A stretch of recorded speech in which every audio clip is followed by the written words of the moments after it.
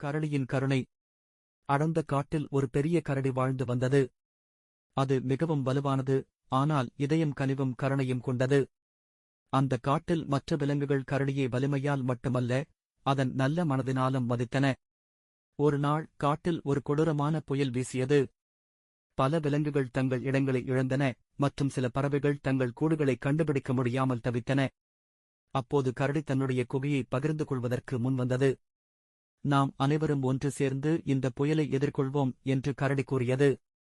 தனது பெரிய உடலையும் வலிமையையும் பயன்படுத்தி கரடி பாதிக்கப்பட்ட மரங்களை உதவியாக எழுப்பியது, புதர்களை சுத்தம் செய்தது மற்றும் ஒரு பாதுகாப்பான இடத்தை அமைத்தது.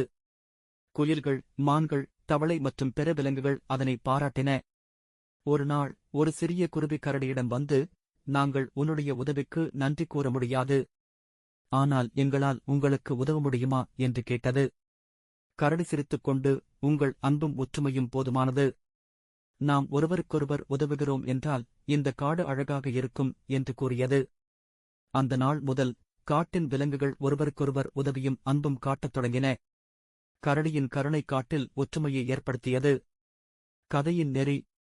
கருணையும் ஒற்றுமையும் ஒருவரின் வலிமையை காட்டுகின்றன. மற்றவர்களுக்கு உதவுவது ஒற்றுமையை உருவாக்கும் மற்றும் அமைதியை வளர்க்கும்.